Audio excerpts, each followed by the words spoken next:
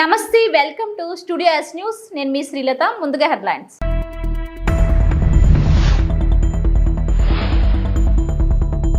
కేంద్రం సాయంతో గ్రామాలను అభివృద్ధి చేస్తాం సీఎం చంద్రబాబు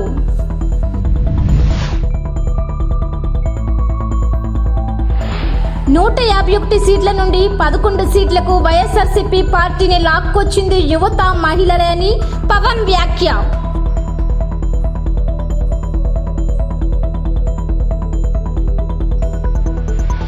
పాలనపై కూటమి ప్రభుత్వానికి ధ్యాస లేదు వైఎస్ జగన్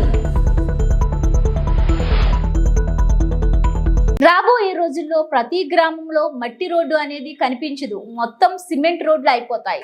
ప్రతి గ్రామంలో ప్రతి వీధిలో డ్రైన్ల నిర్మాణం చేస్తాం. గత 5 ఏళ్లలో గ్రామాలకు ఇవ్వాల్సిన డబ్బులు ఇవ్వలేదు, సర్పంచ్లను వేధించారు. నియోజకవర్గానికి ఎమ్మెల్యే ఎంత ముఖ్యమో గ్రామానికి సర్పంచ్ కూడా అంతే ముఖ్యం.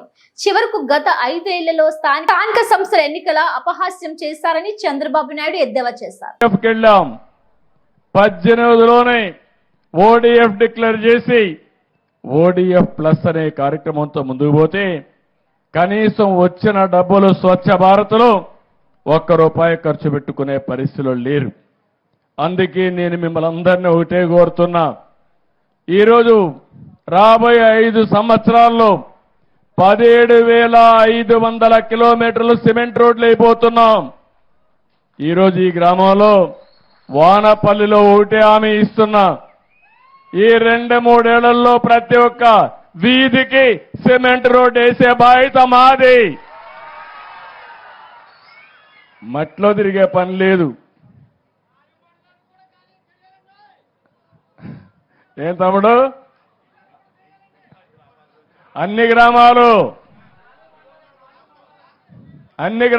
ఇక్కడే కాదు, వానపల్లె కాదు, వానపల్లి పంచాయతీ రాష్ట్రంలో అన్ని పంచాయతీలు చేస్తాం.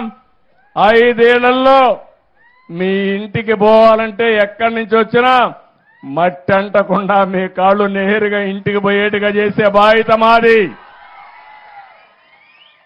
ఎందుకు ఇది సాధ్యం కాలేదని నేను అడుగుతున్నా. ఇంకో పక్క మీరు ఒకసారి చూస్తే ఇది అవుతానే సిమెంట్ డ్రైన్స్, ఏవైతే గ్రామంలో మురికి కాలువలు కావాలి, మురికి కాలువలు లేకపోతే సిమెంట్ రోడ్లు వచ్చిన తర్వాత ఆ నీళ్లన్నీ ఇంటి ముందరుంటే చాలా భయంకరంగా ఉంటుంది. అందుకే మురికి కాలువల పైన ప్రాధాన్యత పెడుతున్నాం. 10,000 కిలోమీటర్ల మురికి కాలువలు నిర్మాణం చేసే బాధ్యత తీసుకుంటాం. వానపల్లి కానీ పంచాయతీల్లో కానీ ఒకటే హామీ ఇస్తున్నా, ఈ గ్రామాలన్నింటిలో 100% మురికి కాలువలు నిర్మాణం చేసే బాధ్యత తీసుకుంటామని చెప్పి కూడా నేను మీకు తెలియజేస్తున్నా.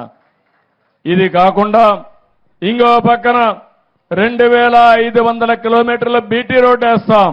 151 సీట్ల నుండి 11 సీట్లకు వైఎస్ఆర్సీపీ పార్టీని లాక్కొచ్చింది యువత మహిళలే. మీరు అనుకోకపోతే కూటమికి 164 సీట్లతో అఖండ విజయం సాధ్యమయ్యేది కాదు. మైసూరావారిపల్లి గ్రామ సభలో ఉప ముఖ్యమంత్రి పంచాయతీరాజ్ శాఖ మంత్రి పవన్ కళ్యాణ్ అన్నారు. ప్రజలు మాట్లాడుతూ డిప్యూటీ సీఎం మాకి పవర్ సరిపోదు, 2029లో సీఎం కావాలి పవన్ కళ్యాణ్ అని ప్రజలు అన్నారు. డిప్యూటీ సీఎం గారు ఈ పవర్ చాలు, మాకు హై పవర్ కావాలి. హై పవర్ అంటే 2029లో సీఎం అయితేనే మళ్ళా 2029లో మా గ్రామానికి రావాలా. మీరు ఒక్కసారి ఆలోచించి కథం తొక్కితే ఈ ప్రభుత్వాన్ని మార్చాలి అని యువశక్తి మహిళా శక్తి అనుకుంటే తల తిరిగిపోయిన నాయకులు కూడా, అనుభవజ్ఞులు కూడా, క్షేత్రస్థాయిలో పంచాయతీ స్థాయిలో అనుభవజ్ఞులు కూడా ఒక్క ప్రభుత్వం అంటే భయపడిపోయింది. గత ప్రభుత్వం రోడ్ల మీదకి రావడానికి భయపడ్డారు. నవ్వుపోయింది సమాజంలో. గత ప్రభుత్వపు పాలనలో నవ్వుపోయింది, మనకి ధైర్యం పోయింది. ఆ ధైర్యం మీరిచ్చారు సమాజాన్ని. గుర్తుపెట్టుకున్న యువశక్తి మహిళలు వచ్చారు రోడ్ల మీదకి. నాయకులకి చావు చచ్చిపోయిందని వచ్చారు మహిళా శక్తి బయటికి. దానికి నిదర్శనమే మన సంయుక్త గారు. ఉంటే ఉంటాం, పోతే పోతాం, గెలిస్తే గెలుస్తాం, పోతే పోతాం. కానీ నేను ఒక స్టేట్మెంట్ ఇస్తానని వచ్చారు ఆవిడ. అంటే మహిళలు తెగిస్తే ఖడ్గతిక్కిన కథ ఉంటుంది కదా. యుద్ధం నుంచి పారిపోతే భార్య తల్లి ఇద్దరు కూర్చోబెట్టి యుద్ధం నుంచి పారిపోయి ఇచ్చావు కదా అని చెప్పి పసుపాను గాజులు పెడతారు, నువ్వు కూడా ఇట్లా కూర్చోవని చెప్పి అటు వెళ్ళి యుద్ధం చేసి వీరస్వర్గానికి వెళ్తాడు. అంటే ఎందుకంటే ధైర్యం కోల్పోయిన సమాజంలో ఇద్దరు పనిచేస్తారు, ఆడబిడ్డ యువకుడు. గత ఎన్నికల్లో మీరు ఏం చేసి చూపించారంటే ఇంక ఎప్పటికీ ప్రజాస్వామ్యం ఆంధ్రప్రదేశ్లో ఉండదు, ఎప్పటికీ గత ప్రభుత్వం ఉండేలాగా 30 ఏళ్ళు ఉంటుంది అనుకున్న సమయంలో 151 అసెంబ్లీలు, దాదాపు 20 పైగా 30 పైగా మనకి రాజ్యసభ పార్లమెంట్ సభ్యులు ఉన్నది 11 మంది సభ్యులకి తీసుకొచ్చారు, 4 ఎంపీలకి పట్టుకొచ్చారంటే ఇది మీ సంకల్ప బలం. మాలాంటి వాళ్ళు పోరాటం చేసిండొచ్చు, చంద్రబాబు గారు లాంటి అనుభవజ్ఞులు రోడ్ల మీదకి వచ్చి పోరాటాలు చేసిండొచ్చు. కానీ మా లాంటి వాళ్ళందరికీ కూడా మీరు వెనక రాకపోతే, యువత మహిళా శక్తి లోపల ఉండేది మారాలని మీరు అనుకోకపోతే ఇంత అపూర్వమైన 164 అసెంబ్లీలు మేము గెలిచే వాళ్ళం కాదు మీరు అనుకోకపోతే. పాలనపై కూటమి ప్రభుత్వానికి ధ్యాస లేదు. ప్రజలకి హామీ ఇచ్చిన సూపర్ 6 అమలుపై కూడా వారికి ధ్యాస లేదు. రాజకీయ కక్ష సాధింపులకు రెడ్ బుక్ తెరిచి గ్రీన్ సిగ్నల్ ఇవ్వడం పైనే వీళ్ళ ధ్యాసంతా ఉంది. అధికారంలోకి వచ్చిన తర్వాత సేఫ్టీ ఆడిట్ పై ధ్యాస పెట్టి ఉంటే కార్మికులు చనిపోయేవారు కాదు. వైఎస్ జగన్ వైఎస్ఆర్సీపీ అధ్యక్షులు. రెడ్ బుక్ పరిపాలన, వీళ్ళ ధ్యాస అంతా రెడ్ బుక్ తెరచడము, ఎవరెవరికి కక్షలు ఉన్నాయో ఆ కక్షలు తీర్చుకునేదానికి గ్రీన్ సిగ్నల్ ఇవ్వడం. ఇది వీళ్ళ పరిపాలన మీద వీళ్ళ ధ్యాస. వీళ్ళు పెట్టాల్సిన ధ్యాస ఇటువంటి రిపోర్ట్ల మీద, ఇటువంటి కంప్లైంట్స్ మీద, ఇటువంటి ఘటనల మీద ఎవరెవరు ఏమేం చేయాలి అని చెప్పి ప్రోటోకాల్ ప్రకారం జరుగుతూ ఉందా లేదా, ఇవన్నీ జరుగుతున్నాయా లేదా అని చెప్పి చూసుకొని గవర్నెన్స్ రెగ్యులర్గా పాలసీ రెగ్యులర్గా జరిగి ఉంటే ఈరోజు ఫ్యాక్టరీస్ పరిస్థితి ఇలా ఉండేది కాదు, ఈరోజు ఈ కార్మికులు చనిపోయి ఉండేవాళ్ళు కాదు, ఈరోజు స్కూళ్ళు బాగుపడి ఉండేటివి, ఇంగ్లీష్ మీడియం టోఫుల్ 3వ తరగతిలోనే టోఫుల్ పీరియడ్ని తీసి ఉండేవాళ్ళు కాదు, నాడు నేడు కొనసాగుండేది, గోరుముద్ద కార్యక్రమం బాగా జరుగుతూ ఉండేది, ఇవన్నీ కూడా జరుగుతూ ఉండేటివి. ఒకవైపున స్కూళ్ళు నాశనం అయిపోయాయి, మరోవైపున హాస్పిటళ్ళకి సంబంధించి జనవరి నుంచి రావాల్సిన బిల్లులు, జనవరిలో బిల్లులు ఏదైనా ఉంటే ఫిబ్రవరిలో ఆ బిల్స్ ప్రాసెస్ చేస్తారు, మార్చిలో ఆ బిల్స్కి సంబంధించిన పేమెంట్లు క్లియర్ చేస్తారు. ఆరోగ్యశ్రీ నెట్వర్క్ హాస్పిటల్స్కి సంబంధించి మార్చి 16వ తారీఖున కోడ్ వచ్చింది. ఇక అప్పటి నుంచి జనవరికి సంబంధించిన బిల్లులు పూర్తి జనవరికి సంబంధించినప్పటి నుంచి ఇప్పటిదాకా ఆరోగ్యశ్రీ బిల్లులు నెట్వర్క్ హాస్పిటల్లో ఇవ్వడం లేదు. ఆరోగ్యశ్రీ హాస్పిటల్కు బిల్లులు రావడం లేదు కాబట్టి ఏ పేషెంట్ అయినా హాస్పిటల్కి పోతే ఆ హాస్పిటల్లో ఆ పేషెంట్ డబ్బులు లేక కట్టలేని పరిస్థితిలో, పేషెంట్ అధ్వానమైన పరిస్థితిలో బతుకుతూ ఉన్నాడు, పట్టించుకునే నాతుడు లేడు. పిల్లలకు సంబంధించిన ఫీజు రీయింబర్స్మెంట్ అనే కార్యక్రమం గతంలో వైఎస్ఆర్సీపీ ఉన్నప్పుడు ఏ రకంగా జరిగేది? ప్రతి 3 నెలలకు ఒకసారి, ప్రతి త్రైమాసికం అయిపోయిన వెంటనే, ఆ త్రైమాసికం అయిపోయిన వెంటనే ఫీజు రీయింబర్స్మెంట్ కింద విద్యా దీవెన అన్నది ఆ తల్లుల ఖాతాల్లోకి జమ అయ్యేది. ఈరోజు 2 క్వార్టర్స్ అయిపోయాయి, 2 త్రైమాసికాలు అయిపోయాయి, జనవరి, ఫిబ్రవరి, మార్చు, ఏప్రిల్, మే, జూను. ఇప్పుడు 3వ త్రైమాసికం కూడా జూలై, ఆగస్ట్, సెప్టెంబర్ కూడా అయిపోవస్తూ ఉంది దాదాపుగా. ఇంతవరకు పిల్లలకు సంబంధించిన ఫీజు రీయింబర్స్మెంట్ బకాయిలు ఇంతవరకు రూపాయి కూడా ఇవ్వాల. పిల్లల్ని ఈరోజు కాలేజీలలో చేరేటప్పుడు కాలేజీ యాజమాన్యాలు ప్రభుత్వం ఎప్పుడు ఇస్తుందో తెలియదు, ఇస్తుందో లేదో తెలియదు, మీరు ఫీజులు కట్టాల్సిందే అని చెప్పి ఒకవైపున ఫీజులు డిమాండ్ చేస్తూ ఉన్నాయి కాలేజీ యాజమాన్యాలు, మరోవైపున పిల్లలకు సర్టిఫికెట్లు మేము మీరు ఫీజులు కట్టకపోతే అని చెప్పి పిల్లల మీద ఒత్తిడి తీసుకొస్తూ ఉన్నాయి కాలేజీలు. పట్టించుకునే పరిస్థితి లేదు. వ్యవసాయం ముమ్మరంగా సాగుతూ ఉంది. రైతులందరికీ కూడా పెట్టుబడి సహాయం కింద 20,000 రూపాయలని ఇస్తానన్నాడు. ఆ పెట్టుబడి సహాయం ఏమైందని రైతు అడుగుతూ ఉన్నాడు. గతంలో కనీసం 13,500 వచ్చేది, ఈరోజు పెట్టుబడి సహాయం కింద 20,000 ఇస్తానన్నాడు. ఇంతవరకు రూపాయి ఇలా పెట్టుబడి సహాయం పోయింది. రైతులకు సంబంధించి ఇన్సూరెన్స్ సొమ్ము, రైతులకు ఇంతకుముందు ఉచితంగా పంటల బీమా వచ్చే పరిస్థితి నుంచి ఆ ఉచితంగా కట్టాల్సిన పంటల బీమాకు సంబంధించి మామూలుగా ప్రతి సంవత్సరం ఏప్రిల్, మేలో ఆ ఇన్సూరెన్స్ ప్రీమియం కట్టాలి. 2023-24కు సంబంధించిన ఖరీఫ్కు సంబంధించిన ఇన్సూరెన్స్ ప్రీమియం ఇన్సూరెన్స్ సొమ్ము అనకాపల్లి జిల్లా మాకవరపాలెం గ్రామ సభలో పాల్గొన్న స్పీకర్ అయ్యన్న పాత్రుడు. రాష్ట్ర వ్యాప్తంగా ప్రతిష్టాత్మకంగా నిర్వహిస్తున్న గ్రామ సభలలో భాగంగా శుక్రవారం మాకవరపాలెం పంచాయతీలో గౌరవ స్పీకర్ అయ్యన్న పాత్రుడు పాల్గొన్నారు. స్పీకర్ హోదాలో మొదటిసారిగా మాకవరంపాలెం వచ్చిన ఆయనకు గ్రామ సర్పంచ్ మహిళలు ఘన స్వాగతం పలికారు. స్పీకర్ అయ్యన్న పాత్రుడు మాట్లాడుతూ 13,326 పంచాయతీల్లో ఒకే రోజు ప్రారంభమైన గ్రామ సభలు రికార్డు స్థాయిలో రాష్ట్ర వ్యాప్తంగా 1 కోటి మందికి పైగా ప్రజలు పాల్గొంటున్నారని అన్నారు. తాను పంచాయతీరాజ్ మంత్రిగా ఉన్నప్పుడు ఈ గ్రామ సభల కార్యక్రమాన్ని చంద్రబాబు నాయుడు ప్రారంభించారని గుర్తు చేశారు. కేంద్ర ప్రభుత్వం నిధులతో గ్రామ అభివృద్ధి జరుగుతుందని, నేటి గ్రామ సభల ద్వారా 87 రకాల పనులను ఉపాధి హామీ పథకం ద్వారా చేపట్టేందుకు అవకాశం లభించిందని చెప్పారు.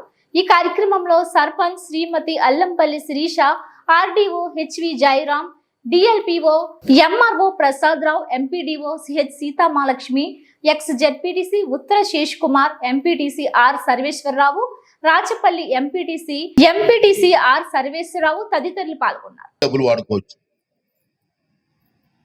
అలాగే మీ పొలాల్లో కాలువలు వెళ్తాయి, కాలువలు ఉంటాయి కదా నీళ్ళు రావడానికి, దానికి సిమెంట్ లైనింగ్ చేసుకోవచ్చు. ఇప్పుడు మీకు మట్టి కాలువలు ఉన్నాయి, మట్టి కాలువలు నీళ్ళు వేస్తే సగం నీళ్ళు మట్టిలో లాగేస్తుంది, దానికి సిమెంట్ లైనింగ్ వేసుకోవచ్చు. గతంలో నేను వేయించాను, ఇక్కడ మాకాడ పక్కనే కొండలగ్రానికి నేను వేయించాను, బ్రహ్మాండంగా వేయించాను, సిమెంట్ లైనింగ్ మొత్తం వేయించాను కాలం అంతా. అలాగే ప్రతి గ్రామంలో కూడా మీ పొలాల్లోకి వచ్చే కాలంలో సిమెంట్ లైనింగ్ వేయించుకోవచ్చు ఈ డబ్బుతో. అంత ఉపయోగం ఉంది. వ్యవసాయం అందరూ కాదు, సగం మంది వ్యవసాయం చేసుకున్నారు కదా.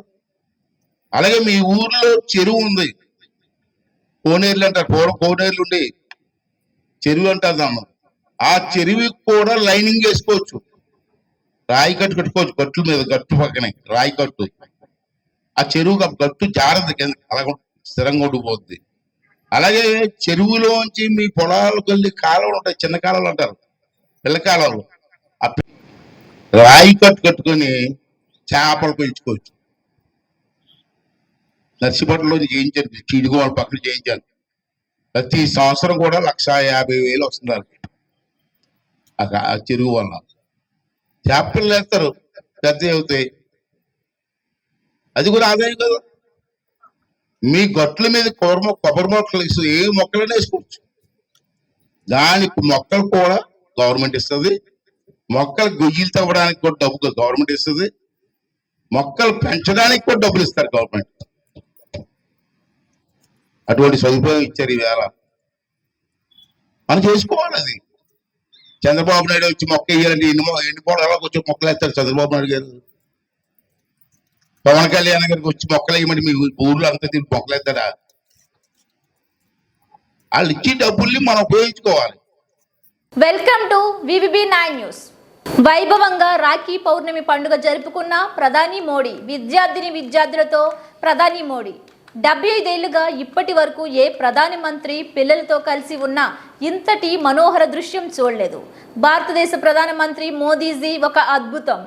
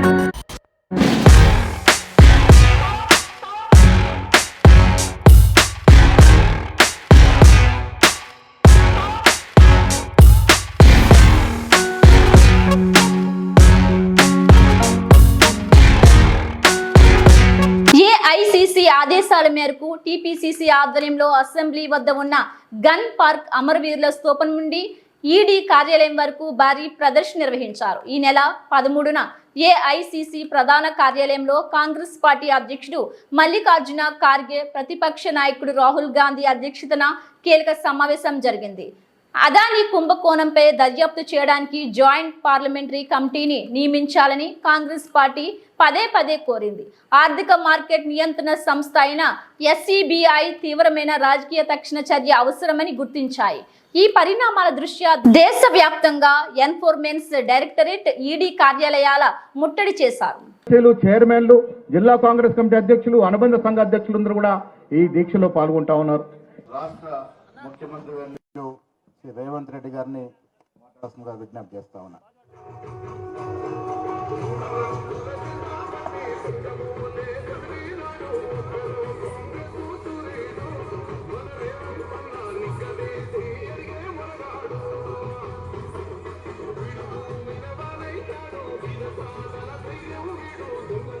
आज के तारीख में एआईसीसी से दीपादास मुंशी जी, श्री सलमान कुर्सी जी, हमारे भाई डिप्टी सीएम भट्ट विक्रमार्का जी, मेरे साथ मंत्रियों, एमपी, एमएलसी, एमएलए और कांग्रेस पार्टी के वरिष्ठ नेता, कार्यकर्ता तक हजारों लोग इधर आज जमा होकर राहुल जी आवाज को मदद देने के लिए, राहुल जी आप संघर्ष करो, आपके साथ हम हैं, आपके साथ हम रहेंगे, ये जनता को लूटने वाले को जेल तक भेज देंगे, जेल के अंदर डालेंगे, तब तक हम आपके साथ में रहने के वादा कर सब लोग यहां मौजूद हुए. मित्रुलारा, ఈ రోజు ప్రధానమంత్రి గారు పదే రైల్వే స్టేషన్లో నేను ఛాయ్ అమ్మి దేశానికి ప్రధానమంత్రినైనా అని చెప్తుంటారు.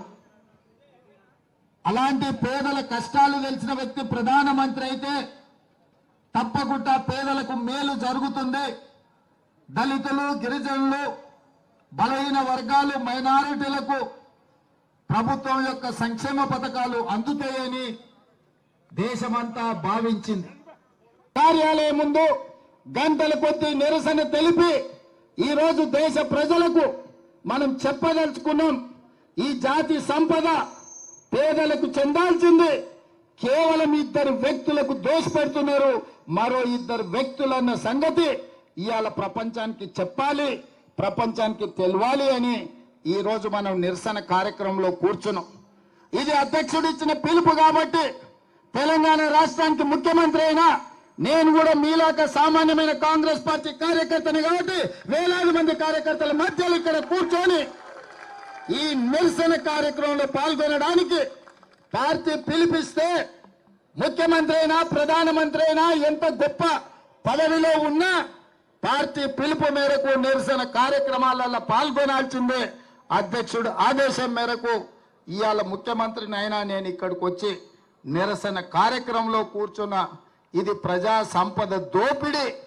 ఈ దోపిడీని అడ్డుకోవాల్సిన బాధ్యత ప్రతి కాంగ్రెస్ పార్టీ కార్యకర్త మీద ఉన్నది. ఎన్టీఆర్ జిల్లా జగ్గయ్యపేట బార్ అసోసియేషన్ న్యాయవాదుల నిరసన. కలకత్తా ట్రైనీ డాక్టర్పై అత్యాచారం, హత్య చేసిన దుండగులను కఠినంగా శిక్షించాలని కోరుతూ Jaggayyapeta bar association president Annipaga Sundararao ఆధ్వర్యంలో న్యాయవాదులు 22/8/2024న కోర్టు ప్రాంగణంలో నిరసన కార్యక్రమం చేపట్టారు. ఈ సందర్భంగా న్యాయవాదులు మాట్లాడుతూ నూతన చట్టాల అమలు ద్వారా నిందితులకు త్వరితగతిన శిక్షలు పడే విధంగా చర్యలు తీసుకోవాలని కోరారు. ఈ కార్యక్రమంలో అన్నిపాగా సుందరరావు, బొత్తుల వెంకటరామయ్య, కాసరగడ్డ నాగేశ్వరరావు, కరణం నరసింహరావు, పసుపులేటి సత్య శ్రీనివాసరావు, ఎం కృష్ణయ్య, ఎం ఆంజనేయులు, కె శ్రీనివాసరావు, పూల నాగరాజు, దాసరి నాగేశ్వరరావు, కరిసే రత్నబాబు, శ్రీనివాసవి, శేషకుమారి, అమ్ములు తదితరులు పాల్గొన్నారు. ఒక డాక్టర్ గారిని అమానుషంగా డ్యూటీలో ఉండమని నిర్దాక్షిణం చంపారు. ఆ చంపిన దానికి ప్రభుత్వం వెంటనే స్పందించకపోవడం వల్ల దేశవ్యాప్తంగా ఒక న్యాయవాదులే కాదు, మరి ప్రభుత్వ ఉద్యోగులు కాదు, మరి సభ్య సమాజంలో ప్రతి ఒక్కళ్ళు కూడా గర్హిస్తున్నారు దీన్ని. దీని మీద వెంటనే చర్య తీసుకోవాల్సిందిగా కేంద్ర రాష్ట్ర ప్రభుత్వాలు కానీ మా వెస్ట్ బెంగాల్ ప్రభుత్వం కానీ చర్య తీసుకొని ఆ దోషుల్ని కఠినంగా శిక్షించి న్యాయవాది వృత్తికి న్యాయదేవ భావ అనేది వాళ్ళకి మరి రక్షణ కల్పించాలని కోరుతూ ఈరోజు మా జగ్గేపేట పారవసినందుకు నిరసనగా నిధుల నుండి బయటకు వచ్చి నిరసన వ్యక్తం చేయడం జరిగింది. హనుమకొండ వరంగల్ జిల్లా గుండ్ల సింగారం గ్రామంలో తీజ్ ఉత్సవాలు రెండో రోజు అంగరంగ వైభవంగా బుట్టలలో గోధుమలు వేసి కార్యక్రమం బంజారా ముద్దుబిడ్డల ఆధ్వర్యంలో రాష్ట్రంలోనే అతిపెద్ద ఎత్తున జరుపుకునే పండుగ తీజ్ పండుగ. 1500 మంది కుటుంబాలచే ఒకే చోట ప్రతి ఏటా బాలాజీ బంజారా కాలనీ సేవాలాల్ ప్రాంగణంలో ప్రతిరోజు వివిధ కార్యక్రమాలతో పాటు ఆటపాటలతో జరుపుకునే పండుగ. ఏక్ జాత్ ఏక్ వాత్ ఏక్ వాట్ గ్రేటర్ వరంగల్లోని బాలాజీ బంజారా కాలనీ బంజారా కుటుంబాలు ఒకే వేదికపై మన సంస్కృతి సాంప్రదాయాలను విశ్వవ్యాప్తిగా చేస్తూ రాష్ట్ర స్థాయి జాతీయ స్థాయిలో గోర్ బంజారా పవిత్ర పండుగ అయిన తీజ్ ఉత్సవాలను 2వ డివిజన్ కార్పొరేటర్ లావుడియా రవి నాయక్ మరియు మాజీ కార్పొరేటర్ బానోత్ కల్పనా సింగ్ లాల్ శ్రీ సంత్ సేవలాల్ మహారాజ్ తీజ్ ఉత్సవాల జిల్లా ప్రధాన కార్యదర్శి లావుడియా రాజు నాయక్, ముఖ్య సలహాదారులు పోరిక ఈశ్వర్ సింగ్, నునావత్ జవహర్ లాల్, మూడవత్ రామ్ చంద్ర నాయక్, గగోలోతు హనుమంత్, బూక్య మోహన్ నాయక్, మాలోతి పులి, గుగులోతు శ్రీనివాస్, అజ్మేరా వెంకటేష్, శ్రీను, ఈశ్వర్, మురళి తదితరులు పాల్గొన్నారు.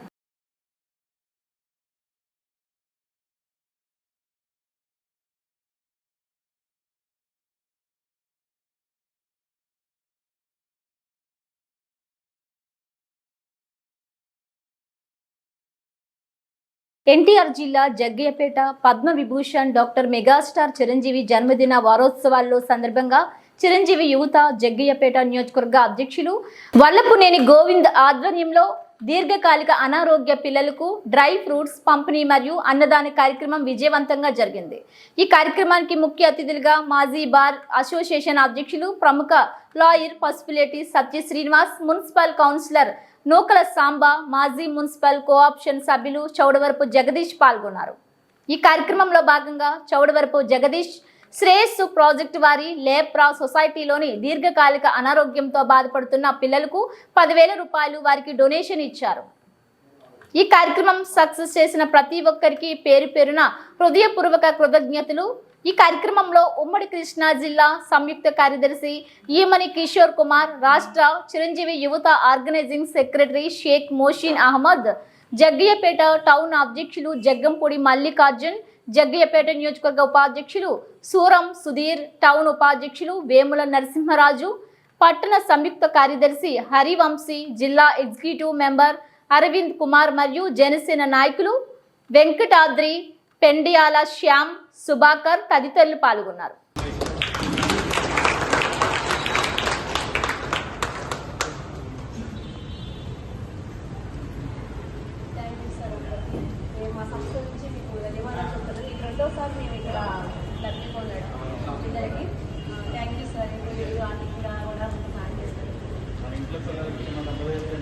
ఎన్టీఆర్ జిల్లా జగ్గయ్యపేట మండలం ముత్యాల పొంచి ఉన్న పడవ పెను ప్రమాదం పట్టించుకునే అధికారులే లేరా?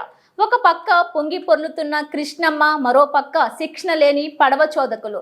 క్షణం పులిచింతల ప్రాజెక్టు నుండి నీరు ఉధృతంగా మారుతుంది, క్షణం తగ్గుతుంది, ప్రతి క్షణం ప్రమాదకరంగా నీటి పరిస్థితి మారుతున్నాయి. అయినా పడవ నడిపే వారికి ఎలాంటి సెక్యూరిటీ వస్తువులు కానీ, జాకెట్స్ కానీ, లైసెన్స్ కానీ లేవు. ప్రభుత్వం నుండి ఎలాంటి పర్మిషన్లు కూడా లేవు. ఒక పక్క పనులు, మరో పక్క బైకులు, భయోందోళనలో పడవ ప్రయాణికులు. జిల్లా కలెక్టర్ వెంటనే చొరవ తీసుకొని స్థానిక అధికారులను అప్రమత్తం చేయాలని మానవ హక్కుల సంఘం ప్రతినిధులు, సామాజిక కార్యకర్తలు కోరుతున్నారు.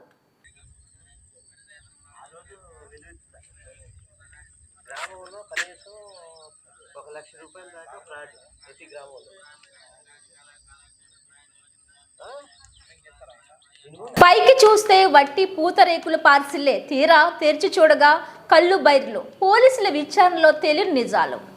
గంజాయి, మాదక ద్రవ్యాల అక్రమ రవాణా అడ్డుకట్టుకు కేంద్రం, రాష్ట్ర ప్రభుత్వాలు కట్టుదిట్టమైన చర్యలు చేపట్టినప్పటికీ కేటుగాళ్లు పుష్ప సినిమా క్రియేటివిటీని చూపిస్తూ రాష్ట్ర సరిహద్దులను దాటేస్తున్నారు. అయితే పోలీసులు ఏమైనా తక్కువ, వారిని పక్కా ప్రూఫ్స్తో రెడ్ హ్యాండెడ్గా పట్టుకుంటున్నారు. కడప జిల్లాలోని ప్రొద్దుటూరులో భారీ మొత్తంలో గంజాయిని పట్టుకున్నారు పోలీసులు. సాధారణ వెహికల్ చెకింగ్ చేస్తున్న కాకీలకు పూతరేకుల పార్సిలలో అక్రమంగా తరలిస్తున్న గంజాయి బయటపడింది. వైద్య కళాశాల నిర్మాణ పనులు త్వరగా పూర్తి చేయాలని ఆదేశించిన వనపర్తి జిల్లా కలెక్టర్ ఆదర్శ్ సురభి బుధవారం సాయంత్రం వైద్య కళాశాలను సందర్శించి జరుగుతున్న నిర్మాణ పనులను పరిశీలించారు. 3వ బ్యాచ్ మెడికల్ విద్యార్థులు అక్టోబర్ నెలలో రానున్నారని, అందువల్ల పనుల్లో వేగం పెంచాలన్నారు. సెప్టెంబర్ 20 నాటికి బాలికల వసతి భవనం, ప్రిన్సిపాల్ వసతి గృహం పూర్తి చేసి తాళం వేసి ఇవ్వాలని సూచించారు. రోడ్లు, విద్యుత్, తాగునీరు, ప్రహారీ గోడ, మెయిన్ గేట్ వంటివి పూర్తి స్థాయిలో చేసి ఇవ్వాలన్నారు. వైద్య కళాశాలలో నూతన తరగతి గదులు, బాయ్స్ గర్ల్స్ హాస్టల్, సిబ్బంది కార్యాలయ ఛాంబర్ డిసెంబర్ 25 నాటికి పూర్తి చేసి ఇవ్వాలని ఆదేశించారు. 184 కోట్ల వ్యయంతో నిర్మిస్తున్న కళాశాల భవనాలకు ఇప్పటికే 90 కోట్లు ఇవ్వడం జరిగిందని, ఇప్పటి వరకు పనైన వాటికి బిల్లు చేసి సమర్పించాలని సూచించారు. 50 ఎకరాల స్థలంలో 184 కోట్ల రూపాయల అంచనా వ్యయంతో నిర్మిస్తున్న నూతన వైద్య కళాశాల ఆసుపత్రి నిర్మాణంలో ఉన్న భవనాలను కలెక్టర్ కలియ తిరిగి పరిశీలించారు.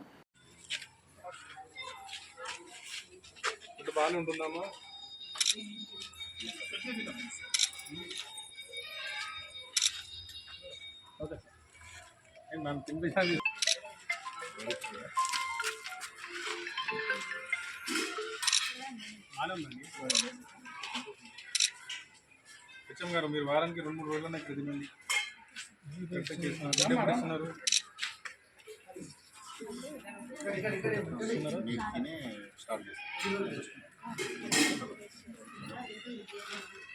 ఈరోజు వెన్నెస్డే కదా, గుడ్ లీవ్ లేదా? ఈరోజు వెన్నెస్డే కదా. సూర్యాపేట జిల్లాలో బీఆర్ఎస్ కార్యకర్తలపై కాంగ్రెస్ కార్యకర్తల రాళ్ల దాడి. తుంగతుర్తి నియోజకవర్గంలోని తిరుమలగిరి మున్సిపల్ కేంద్రంలో బీఆర్ఎస్ కార్యకర్తలు మాజీ ఎమ్మెల్యే గాదరి కిషోర్ కుమార్ తో కలిసి ధర్నా నిర్వహిస్తుండగా కాంగ్రెస్ పార్టీకి చెందిన కార్యకర్తలు బీఆర్ఎస్ పార్టీ కార్యకర్తలపై రాళ్లతో దాడి చేయడంతో అప్రమత్తమైన పోలీసులు లాఠీ చార్జ్ చేసి కార్యకర్తలను చెదరగొట్టారు. ఈ ఘటనలో పలువురు కార్యకర్తలకు గాయాలయ్యాయి.